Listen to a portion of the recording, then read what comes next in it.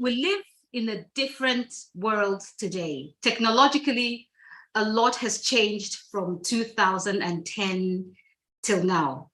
I was reading something the other day and I found this, and I think it was by a guy called Rick McCullough. He's the president of PSA Security Network, Colorado, United States. And he says this, and I quote, he says, the biggest change in the security industry over the past decade has been the rapid advancement of the Internet of Things. End of quote. Even though we relish this, this rapid advancement and its instant benefits, the benefits of sending an instant message, we have, you want to do a phone banking transaction, the person gets the money instantly. You want to share information, the person gets the information instantly. There is a dark underbelly to all of this, and it's the threat of information data sabotage. And preventing this means being abreast with the latest trends to keep the threat away. So hello everyone and welcome to Enebi Speaks. My name is Ibinabo Enebi, and listen, I want to thank everybody who is joining me for the first time and all my faithful viewers and subscribers. I am delighted that you're here, and if you're a first-time subscriber and if you're wondering what my channel is about, I'm going to tell you my channel is about encouraging, motivating, and informing you to make better and intentional decisions for yourself. And I do this by bringing in everyday people, thought leaders and experts, and people like you and me to share their stories and expertise, because I believe that our stories and our expertise would serve as streetlights that would help, streetlights and survival kits that would help those that are coming behind us. So I think last month I started a series titled Avoiding the Later Life Crisis series. And the series is aimed at, sharing insights on how to do things better to avoid crisis later in our lives. And I have 5 episodes done already, and I'd like you to check it out. Very interesting insights. Today's episode is the sixth installment, and it's titled Smart Security Options in Today's World. And to do justice to this topic is my special guest, George Ikoli Spiff. He wears many hats, and he's an information technology, cybersecurity, and cloud solution expert. Welcome, George, to Enebi Speaks. George? Hi, Ibinabo. Thanks for having me here. Hello, everyone. Hi, Christiana. Hi, Don Dave. Nice to see you all. Thank you very much. I'm just trying to adjust my my camera, because I'm using the camera and the camera is just facing one position. So I want to just bring it out so I can be looking directly at the camera. So just 1 second now. So thank you, George, and thank you. Oh, Christina, hi, that's my cousin. Wow, Christina, Don Dave, thank you. So at the end of this conversation, I hope that George. Maybe if you can move the camera to your left a little bit. The camera to my left. Yeah. Yeah. So it's the screen. How do I do it? No, I think this is okay, George. I don't want to upset anything. I just wanted to face the camera. It's fine. Yeah. Okay. I knew that I knew you now. You're the expert. So let me just check this out. So I'll be reading through my phone. So I hope that you don't get distracted, because I'm just going to look down here. So at the end of this conversation, I hope that George will be able to awaken your awareness of the importance of information data security and provide you with the knowledge of what the threats are and how you should be safe. And he's going to give you information on, the best practices. And listen, if you're just joining me for the first time, and if you haven't subscribed to my YouTube channel, please subscribe as Ibinabo Enebi. You can be a part of this conversation by leaving your comments in the comment box below. If you're watching via Zoom, and if you're watching via YouTube, in the comment section. And listen, just leave your comments coming so that my guest, George, will be able to answer as many questions as possible. He is an expert, is one of the best we have in the country. And listen, there's a lot to learn. And George, I am learning a lot today. I'm a student. I have my my paper and I have my pen. I'm flattered that you said I'm one of the best in the country. Of course, George. That is what we are aiming at. George. We're almost there. We're almost there. George, I don't want you to listen. Not because you know me and I know you. I don't want you to. Okay, I like the humility. But George, before we even go into the conversation, right, I want you to tell us a little bit about yourself.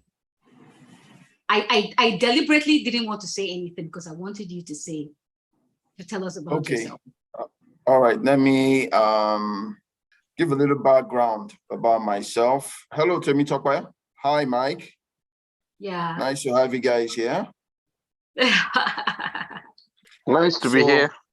Yeah. Thank you, George. George is my faithful. Mike is my faithful brother.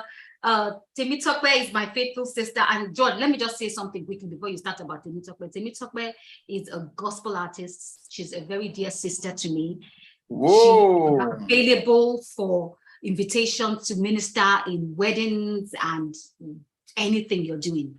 She's a very dear sister to me. So I just wanted to put it out there for you so that you know. Okay. I used to sing myself in the choir when I was in school. When was that? Which one?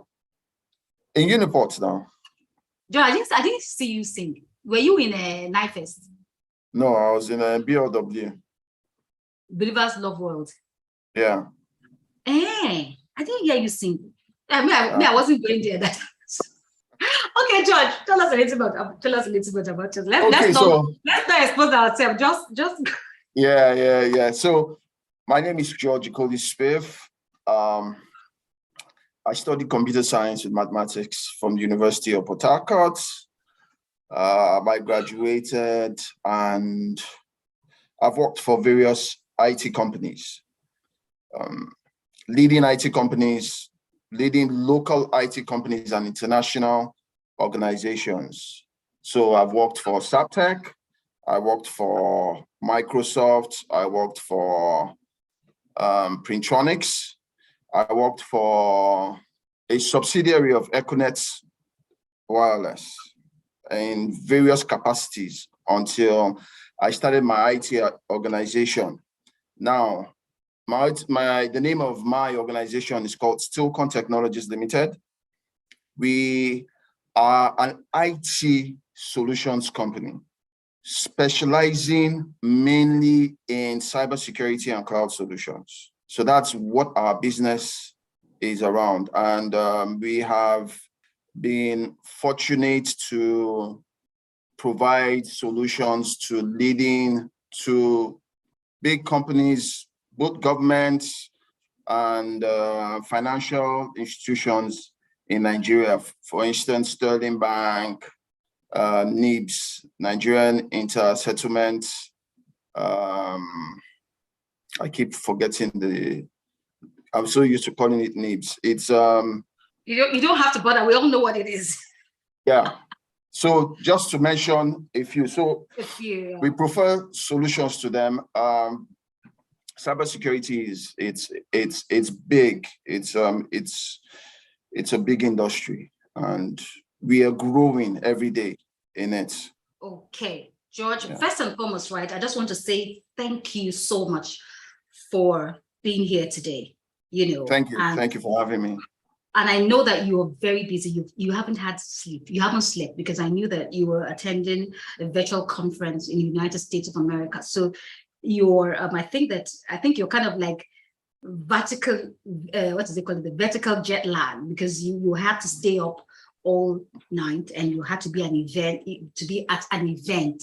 But because it's more, you still had to make it. So I'm very happy, because you should be resting, but you're here. So I really, really appreciate it. Now, George, you've talked about the services that you provide for the big companies, and we're talking about smart security options. And as you were talking about all these big companies, multinational companies, you worked on Microsoft and you worked on all of these companies. And I'm talking about cybersecurity. So I'm asking myself, what let me just go back to the question the way I wrote it so that it makes sense, so that I really do make sense. So we talk about the risk of data sabotage. And when we talk about that, right, quite a few people will be asking these questions. And I'm asking the question myself. I'm saying, who is looking for me, right? An average Joe. And what would they want my data for? And is there any real threat that the information of the average Joe, average IB is under threat? And if yes, what are the risks and what are the implications of such risks? Okay, so when you're talking about the average Joe, you're talking about yourself as an individual. Yes, because you deal with companies, right? Yes, I deal with companies, I deal with individuals also, because I also have to educate individuals on the risk of leaving themselves exposed. You have to agree with me that most of the things that we do nowadays is online. Yeah. Yeah, we're glued to our mobile phones, as it were. Yeah. We're doing our banking transactions on our phones. We are making purchases online, and in some of these platforms, your credit card details are stored. Mm-hmm. There have been cases where some of these online companies, online platforms have been hacked, and customer information was gotten. That means credit card, customer names, name it. So we are exposed every day. And the thing is, a lot of individuals don't realize the importance of protecting themselves until they become victims. Let me take a case in point. I had a friend who went to her email box, and there was a supposed mail that was sent to her from her bank. Yeah, that happens. And they told in the mail, she was told to click and put in her details. What? Now she felt, because the interface looked exactly like her banking interface, and she felt that it was safe for her to put her details in. Now, all the banks will tell you they will not ask you for your PIN. But she went ahead and put her details. In the next couple of minutes, her account was cleared. And she started running from pillar to post to try and solve it. Now, she's not the only one that has experienced such, that has fallen victim for such fraudulent scams. Yeah. There are other people, there are small organizations also who are falling victim for such fraudulent scams. So there is always a need to be educated. Like I said, we don't take it. For most females, they can tell you what is the latest program on Telemundo. Or George, I take exception. I don't watch Telemundo. Hold on. Or what are the latest fashion tips? They are up to date on things like that. But if you ask them what level of security that they have to protect their data information, they don't In fact, most of them don't even, they are basically ignorant. They look ignorant. In fact, they not that they look ignorant, they are ignorant of it. It sounds like George, not everybody, not every woman is. This cuts across board. I'm not saying I'm not referring to woman. I just used women. People. Yeah, people, as an example. It cuts across board, yes.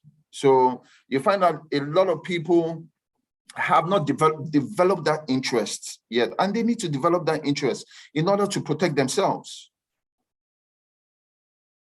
because they stand to lose a lot. Even a lot of organizations have not yet seen the need. I was on a program last week, and I said during the program, if you're starting a business, one of the things that must be in your plan is protection, security for your business. You must have it as part of your plan. A lot of companies don't see any need. Okay, they don't get hacked, but the day you get hacked, that is when you know the value of having a security plan in place.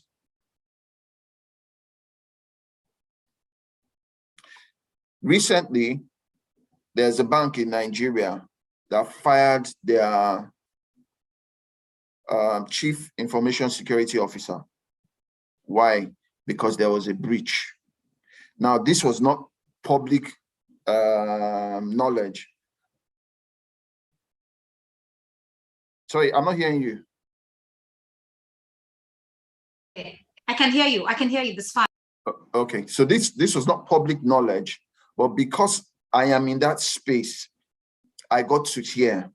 Now, I don't hear of every attack, but we get to hear some, because corporations or banks would not want their customers to know that their infrastructure has been breached.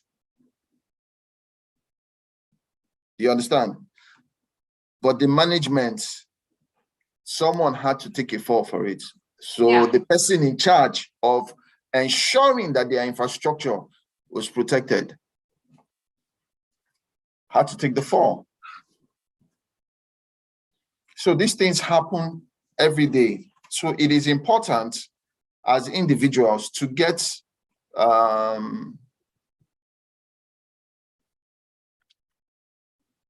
protection for your data. And a lot of people think it's expensive. No, there are affordable solutions. George, we're going to get to the solution bit, because I want us to build up till we get to that point. Okay. So the next question, thank you very much for that. The next question I want to ask you, right, is, again, I think you talked about it a little bit, where you talked about the lady who got an account was empty. Yes, and her account was emptied. When, you know, people keep saying, the banks keep saying, do not click on anything. Sometimes even when you're just on your phone, you would get this message from a bank, and the bank keeps saying, don't, right? So you've answered one of the questions that I wanted to ask. So what are the things that we do that can put us at risk? That's one. Clicking on links can put us... Clicking on links, on verified links. Okay. Clicking on links, on verified links. Okay. I personally don't click on links. Okay. I'm not sure of the source of the link. Okay. George, now this takes me to the next question, you know, because sometimes, right, so you want to buy something on Amazon, or you want to buy something on a website that you buy from normally.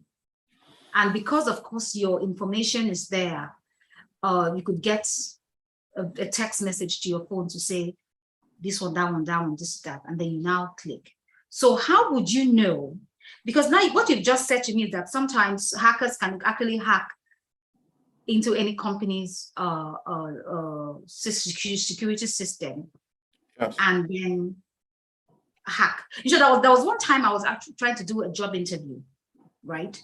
A job, and I saw this thing by one company like that, and you know, so I now clicked and applied. And as they were, so they now said, okay, they were going to talk to us on WhatsApp. I was like, okay, let me see where this is going. So I began to ask some questions. So they asked me if I had an Amazon account. And immediately my brain was like, if they ask me if I have an Amazon account, if I try it, you know, most of the time, sometimes your bank details are on the Amazon. If I give these people access to my Amazon account, they have gone to my Amazon, they have seen my world. So somehow I was okay. And then I just typed the company that they said they were working for. And during the so-called WhatsApp interview, I now went to the company, and then the company. You did the background check. I did a background check. So I asked them, I went to the company they said that they were recruiting for immediately. As they were typing with me on WhatsApp, I was typing on the company, and the company gave several, disclaimers. We don't do this, we don't do that. So I asked them, listen, who exactly are you? Or they said, they are so company. And they now began to tell me about who the company is and what the company I've already checked. So that was a very generic answer. Then I said, I want to talk to a customer service representative. And then they now gave me a link to the customer service. However, I had already checked on the website, and I knew the way the customer service of that website. I knew I didn't even call it again. Said the URL. The way, yes, the customer. I knew the way it was, and the one they are giving to me was something that they formulated that also linked me to another scam. And I said, I think you're liars, and I think you're scammers. And then, luckily for me, I had sent a message to the contact us. And I've sent them a message, and they got back to me and said they are scam. And then I went back and I told those guys that you guys are scammers. And then they left. But if you are not aware of if you're not just aware, that's how you be clicking and clicking and clicking on things, and then you just click your life away. So that I'm just giving you my own experience just about two weeks ago. And then I've lost my train of thought because I was trying to give you this experience. Because this experience that I had is just like an experience that everybody may have, but not everybody is aware that, okay, you can actually go do a background check quickly and be observant of the content of the email addresses that they give you, because most of these scam companies may come across as genuine companies. So you may actually click on the links that they give you. So, so my question then would be, what are the best practices? Like, how can we know? What can we do? Some people are not computer savvy. Some people. So, George, how do we protect ourselves? How do we know if a link? So the question is, how can we verify those links? You're saying that you don't click on any link that is not verifiable. Some people get scammed on LinkedIn. Some people get scammed on Instagram. You see sponsored ads from credible platforms, and you think, okay, this is LinkedIn, oh, this is Instagram, oh, this is Facebook. So how do we know the link that is a verified link? That's the long and short of my question. Okay, so Ibi, you've already answered this question yourself. Okay. The example that you gave just now of your experience speaks directly to this question. The reason why you were able to know that they were scammers was because you've had prior knowledge. You had some level of education to know. The moment you started engaging them, something in you prompted you to let me check these people that I'm talking with. And that is how you were able to save yourself the headache and the heartbreak. Hmm. A lot of people do not go through the process that you are going to.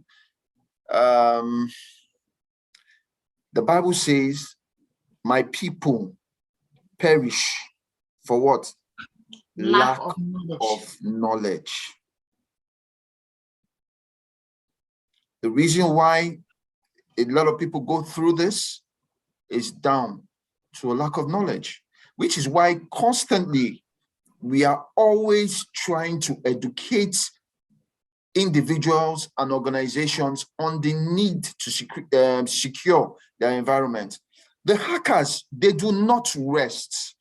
I remember I was talking to you offline earlier, where I told you one of the safest and affordable security setups you can have is to have an MFA, a multi-factor authentication, where you have different layers of and I found out recently that there was an organization that had that in place. The hackers bypassed it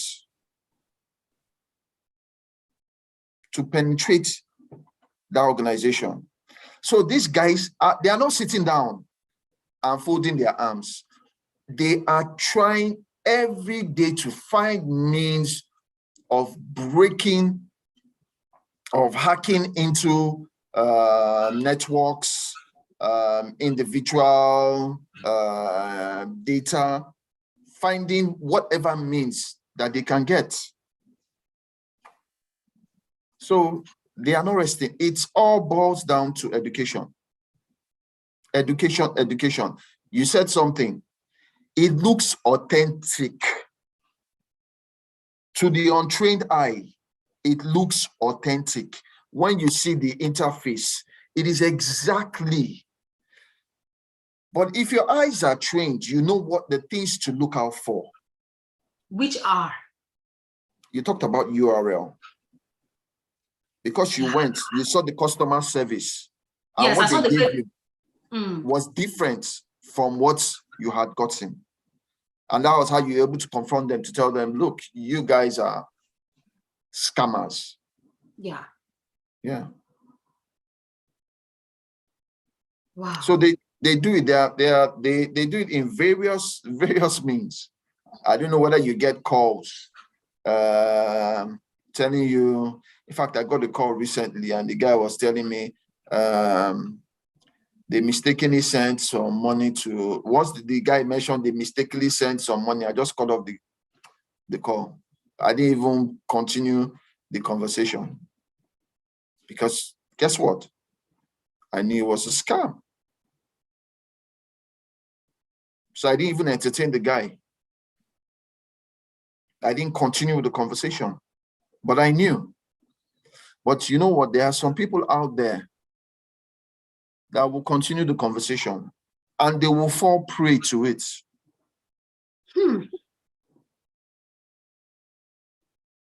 Like, I'm really very worried. Like, I'm really very worried as to how and why people would like, I get calls all the time from some funny countries. I see all sorts of, I don't know how they got my phone number. All sorts of calls from all sorts of countries, and they ring like for like 3 seconds, or sorry, maybe 20 seconds. And go off. And go off. And I don't even answer them. Now I'm still because I'm very careful with my number. So I don't know how they got my number. But all the time, I get those calls. It could be that someone who has your number had their phone hacked. Okay. So when they hack their phones, they get all the contacts. It's the same thing with your Facebook, where someone hacks your Facebook page and starts sending all sorts of funny messages to all your contacts on Facebook. Or you find out that you're in a WhatsApp group, then all of a sudden one number you notice it's out of pattern. Those rogue, yeah, it's out of pattern with that individual sending some funny messages. You will know that that person's phone has been hacked. Okay, now George, I want us to go because I was going to ask you a question about social media and safe practices, and just you've just gone there. So let's ask, so we've talked about, emails online, right? And you've explained to me why I get some of those rogue calls, and it could have been that somebody's phone has been hacked. Now, because you see, when I'm thinking about this, right, for me, people in my generation, at least, we're still trying to be abreast. We're constantly online, reading, doing research. So we're kind of like aware. Sometimes, I never tell you this, George. Semi dinosaur generation. Yes, I'm going to think. Please. I want a dinosaur. Yeah, go for me. But you know what I'm saying, and you'll be surprised at how a lot of people our age are still like, I'm not sabi any of those things. But anyways, thank God. But let me just continue. So a lot of people, right, are like, okay. So what I'm talking for like, okay, the older generation, because my elder sisters they are like in their 6th floor and 7th floor, that kind of thing. And they are doing very well. If I don't tell you, you wouldn't know. So I'm thinking for those people. And we'll talk about phone hacking. How do we protect our mothers, our brothers, our sisters, our elderly parents, because they all have these phones? How do we protect their phones from being hacked? How do they protect their phones? So what do I tell, assuming my dad was alive now, because I knew that he would use smartphone if he was alive. I know it. How do I protect him? What would I say to him, Daddy? Simple, it all comes down to education. The way you protect your elders is the same way you protect your children. So what do I tell them? So yes, what do I tell them? So what I do with my mother, okay, and my kids, once I get information about any threats or any new methods that hackers are using to penetrate, people's data and networks, I communicate it to them immediately. Now, let me use my son as an example. My first son, he's in the university. It's a lie. George, which day? So, which day did you want the son that is in university, George? You think all these gray hairs are for nothing? George, which day? So please, sorry, George, which day you want to begin with the university? I don't die. He's going into his 3rd year now. God, George, I've got to meet him. I just stayed looking for that. When next year in Nigeria? Wow. So, as I was saying, I give him a call. And during our conversation, he tells me, he said, Dad, I got a call from some funny chap asking me for certain information. I didn't listen to him. I dropped the call. Okay. I was proud because it showed me that he was listening to what I was telling him. So you can imagine the lean money he had in his accounts, what could have happened to it if he had continued with the conversation. Because most of these hackers, they don't know who they are talking to. Okay. They don't know. So they are just trying, is try and error. Tony, don't worry, she's not embarrassing me. Tony, it's okay. Okay. So it's what you call phishing. So it's like they are throwing their net out there to see who that who their latest victims will be. So as I said earlier, if you don't have the information, you fall victim of it. You will. Okay. So another question I'm going to ask you, so which is very important because sometimes, you know, sorry, my camera is acting up. Yeah, I have to change this. This is another camera I'm using. So George, so another question I'm going to ask you is this, right? So if you get a strange call, from somebody, what are the answers you should, so the first thing to do is obviously never to answer the call. But what are the informations, assuming somebody still doesn't want to listen, so what are the informations you should never give a stranger, even if the person says they're your bank? I don't give out my banking details. Okay, don't give out your banking details. Yes. As a policy, I don't give out sensitive, let me use it, sensitive information. Like what? Passwords, banking details, my PIN numbers, anything that will make me vulnerable. Okay. Okay.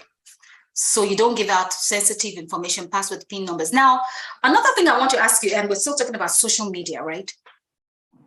I was on Facebook one day, right? And I was just sitting down and just looking. And you know, a lot of people have the habit of, when they're on Facebook, right? Maybe they travel. And then they now put, maybe they're staying in a hotel.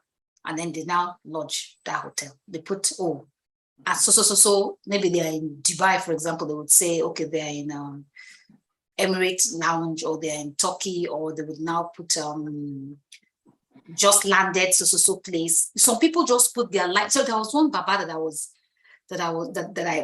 you know, that's my friend on Facebook. And I was just, you know, he went on holidays. How did I know that he went on holidays? He went to a city. He puts the city. Oh, I'm staying in so place. I'm going to meet my friend in so place. And I'm like, what? Do you understand? I'm like, what's happening? And then when some people are writing on Facebook, they write the full names. They, you know, Facebook is no longer the way it used to be. It's a jungle now. So you find people writing all their social media is a jungle.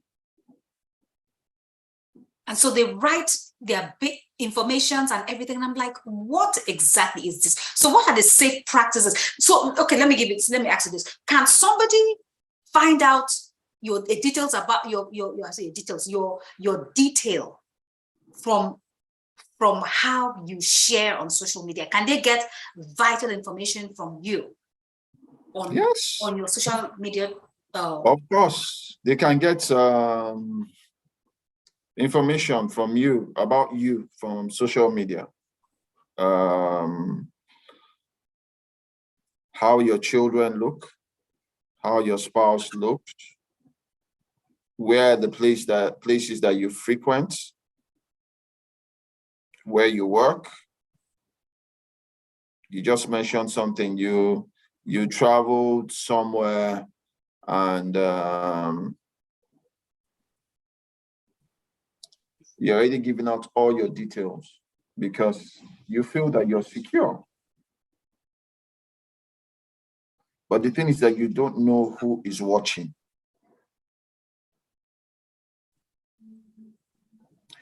I'll give you an instance of when I was in school, when I was in Uniport.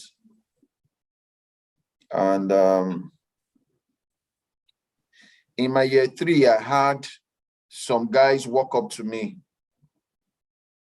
and give me information about myself from year 1 to year 3. Now, I never used to talk to these guys. I think I had just even seen them for the first time. But I never knew that there was somebody watching me. I was just going about my normal business. Quiet as you were. Quiet as I was. Being a good boy. Yes, I can testify to that. Yes, praise the Lord. Hallelujah. I can testify to that one. And I mean, these guys came and they gave me my lowdown. It's the same thing when you put so much information about you on social media.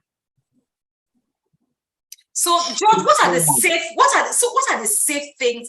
So sometimes I put my children's pictures once in a while. When Facebook first started, when I joined in 2008. No, I mean, that's what social media is there for, really. I put up pictures of my children once in a while during their birthdays. Aside from that, is it even safe to put birthdays? Because from birthdays, they can know the dates, they can know the year, and those are also very sensitive information as well. Yes, I know, which is why I'm saying all this.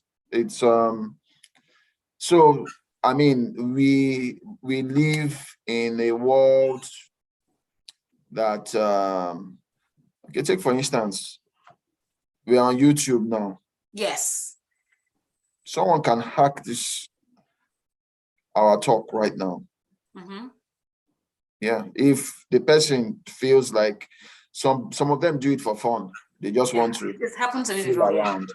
Yeah. So it's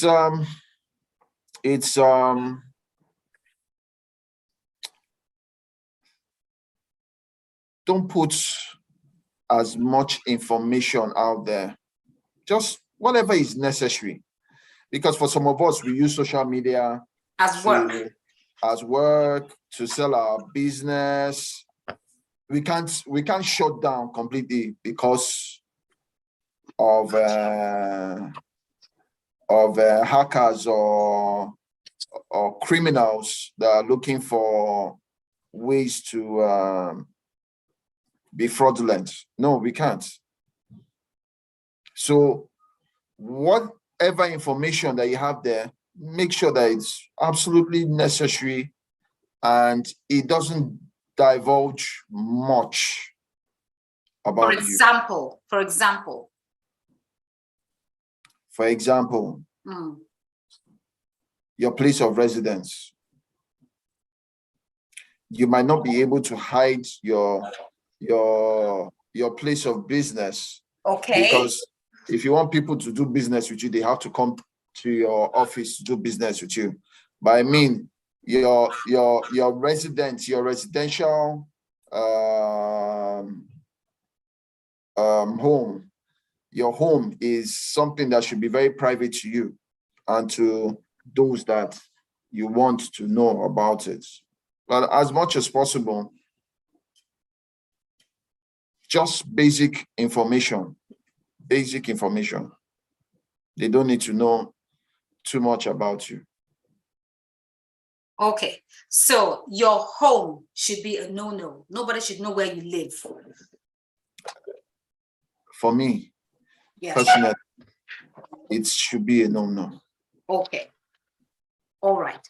And then unnecessary exposure to where you are, where you're staying. I just went to so place. I wasn't at that place. Okay, fine. And just quickly, if you have any questions or comments, please leave your questions or comments in the comment section below. And my guest George is going to answer your questions. Now, George, I think that in course of this conversation, what we've done is that we're answering. You're kind of like answering my questions, in bits and bobs. But then I want to read something that you wrote, and I want us to answer the next question, which is going to be the solutions. We've already answered it, but sometimes, somebody wants, the answers, in a structured way. So I do that sometimes. So we've talked about the solutions here and there in course of our conversation, but then what I want us to do is now to answer it, so that if somebody is looking for solution, the person will just, okay, this is the question that you asked and this is the answer. So I'm going to read something that you wrote, and I'm going to read it. So you said here, with the ever increasing levels of information data sabotage, it has become highly important that we understand the several available ways to protect our privacy and ward of intruders. So how do we protect our privacies, and in what way can we shush them away? Okay, so it's in two forms. Okay. The first is data, your information.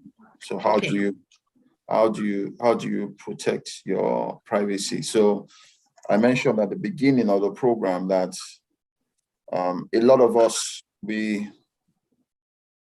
this is our best companion. Yes. Right now, because we do everything on our mobile devices. So how do you protect it? I mentioned multi-factor authentication. There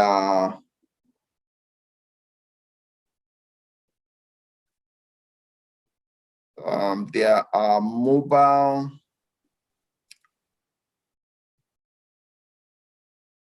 how will I put it?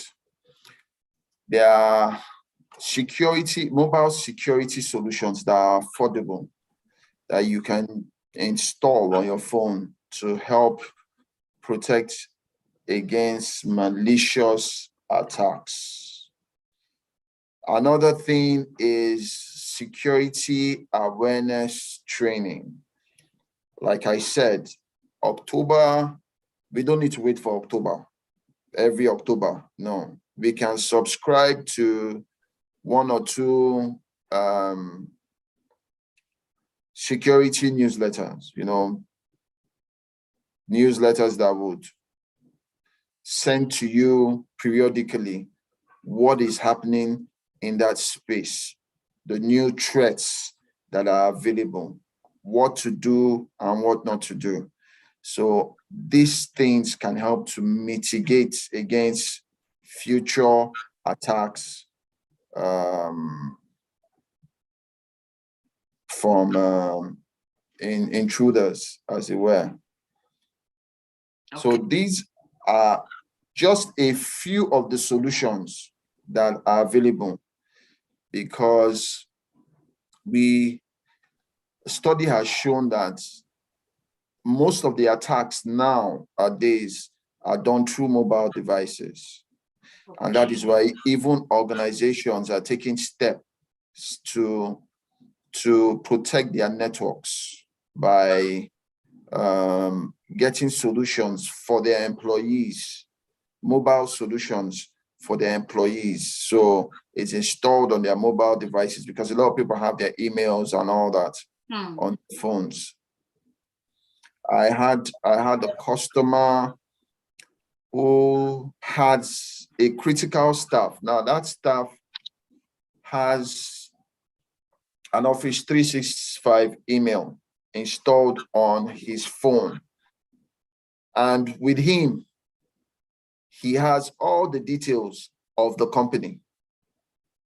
He's the one that does the transfers, does the purchases, everything, all those critical aspects of the business. And his phone was hacked. So for 1 week, he had no access to his phone, to his emails. He could not use it. And the funny thing about it is, about a month before that incident, I had gone to them to propose a mobile solution for them that was affordable. And the value I was giving to them was, you don't need to get it for all your staff, but your critical staffs that would need this. Later on, you can scale up to include everybody, but start stage by stage. You can have a plan around it. And this happened. Now, because I am a solution provider to them. I had to step in to help them to retrieve his email. So we had to get Microsoft involved. And that was how, after a week, so you can imagine the downtime they had suffered, the amount of business they had lost within that 1 week that this guy was down.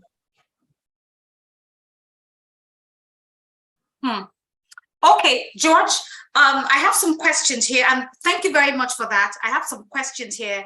I suppose, the reason why we have listeners or people watching us is because they also want to have questions answered. So somebody says here, thanks, EB. Please, what's the implication of leaving our mobile location active wherever we go?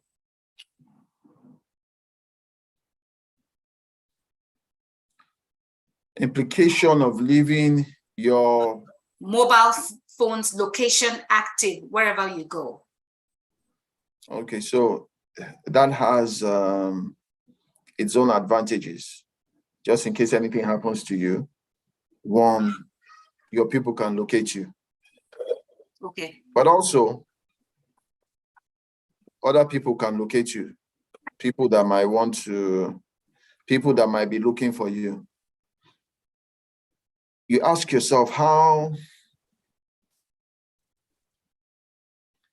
do kidnappers operate? Especially when you watch all these high-tech movies that give us a glimpse, an idea of how these things work. So people are able to hack into a system and find out where your exact location is at every point in time, and they can get to you. One of the safest ways for me is my family always knows where I am 90% of the time, or 95% of the time. They always know 95% of the time. If I'm leaving Lagos and I'm going to another place in Nigeria, the moment I land there, they know. The moment I get to my hotel, they know. So they kind of have my itinerary. Now, I'm not saying there's anything wrong in putting your locator on. No, I've stated the advantage of having that. It's good, but also it has its own disadvantages. So it's a multi-edged sword. It's a two-edged sword. Everything has its advantage and disadvantage. If you drink whiskey, you take too much, it has its own disadvantage. Or should I say, if you take red wine, if you take the right amount, it's good for your body. But when you take too much, it becomes bad. So everything has its advantage and its disadvantages. It's just that some have a higher level of advantage than disadvantages. Okay. Now, George, thank you very much for that question. And I hope that, that George has been able to answer that question for you. The next question is, how do we protect our children from cyber attacks, since we are not with them, especially as a lot of them are always on their mobile phones? It still brings me down to the same thing I said before. Education. They need to constantly inform them of the latest trends. So you as a parent, you have to be informed for you to be able to inform them. Okay, sorry. Yeah, continue. Okay, so like I know that like in my daughter's school here now, right? What they do is they teach them about. Sorry, I see Mike's hand is up. Mike has this question here. His question is here. I just read his question. Okay. Yeah. So like here, maybe I have a teacher here as well. So she's just here right on time. Like in my daughter's school here, right? They teach them safe internet practices. They teach them that constantly. Yes. Safer ways to access the internet. So they know who to talk to, they know who not to talk to and all of that. So maybe, we should also have those kind of practices as well. Because you see, George, the thing is, sometimes the information we say we should be abreast with the what's it called now, with the trends, with the latest trends. Listen, there's so much going on in life, so much. And like you rightly said, the hackers don't sleep. So once you think you've conquered one, another one comes up. If you think you've conquered one, another one comes up. So, where do we find those information? There's so many informations. We have Google. When you search, you will get so much information on the net around all this, and you can subscribe to them, newsletters.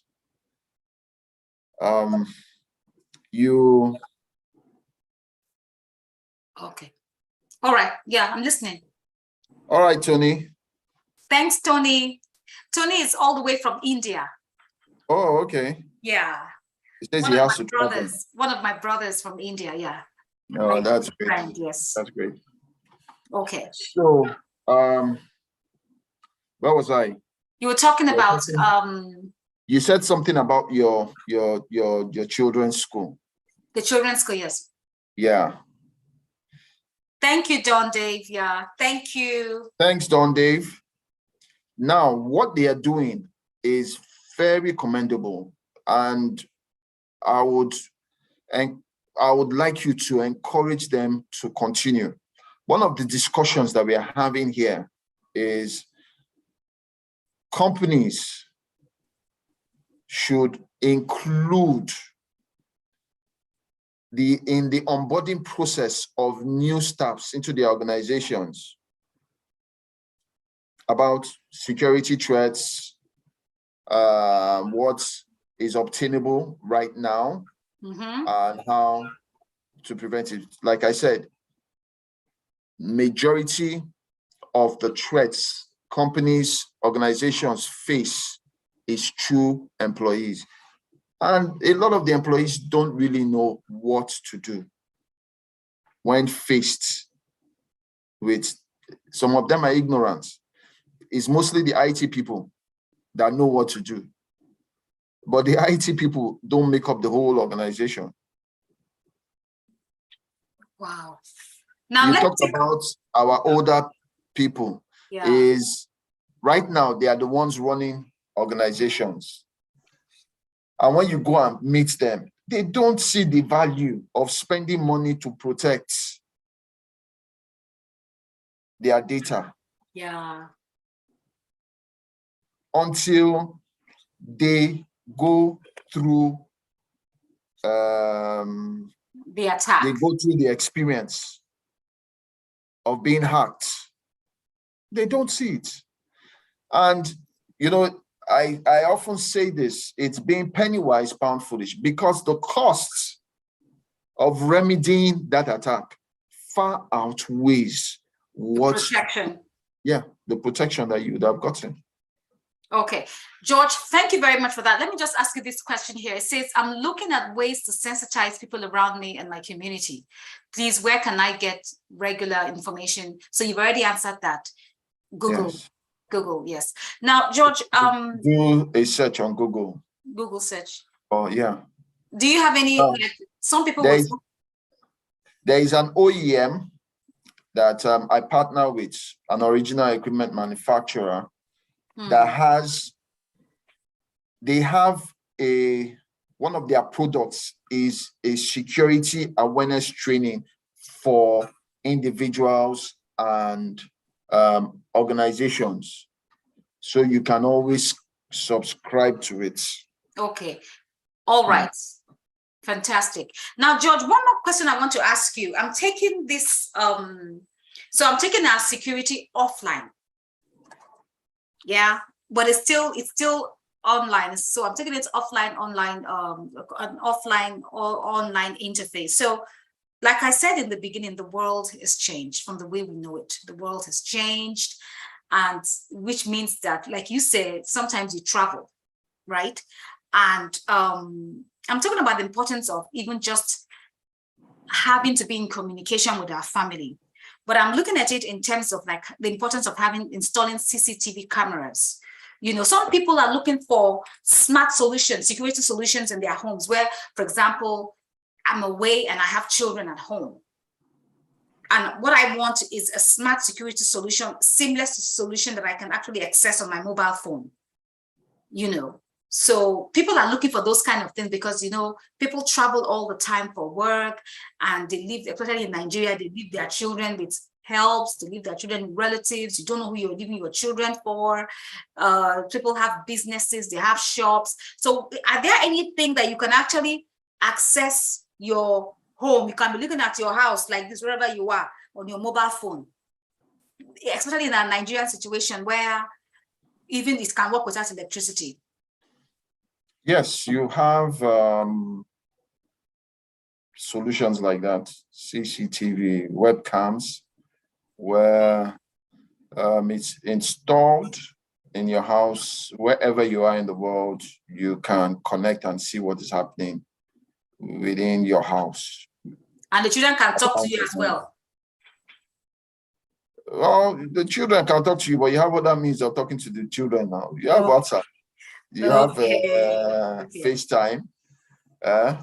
You can talk to them on video, but basically, I don't do CCTVs, but I have colleagues that do it. And I know one of the things that they always want to do is have those cameras hidden so that it's not easily noticeable. Because if you have an intruder that gains access into your environment, the first thing they want to do is knock off your cameras so that you don't see what they are doing. Or if you have a house help that knows you have your cameras installed. So there are a lot of gadgets. You have gadgets that are like flower pots or wall clocks. Okay. There are various devices that you can use, have them installed at strategic places within your house and just outside your house so that you can see at every point in time what is happening in your environment. Fantastic, George, fantastic. And is there any disadvantage to that? If somebody hacks your phone, can they see inside your house? Yeah, they can see inside your house. If they hack your phone. Yeah. As I'm speaking, I'm using my laptop. Yeah. Someone can hack my camera. It's a lie. Yes, it happens. How will they hack? George, I know I'm just asking this question like a lay person. How can they hack your camera? Can they hack your mobile phone camera as well? Yes, they can. Okay, George, it's as if I think I know how they can hack your mobile phone camera. You know, sometimes when you want to install something and they will say, allow so person to, so app to access your cameras, do you allow that? I said it earlier. How safe is the link that you're getting? Is it from a safe source? Okay.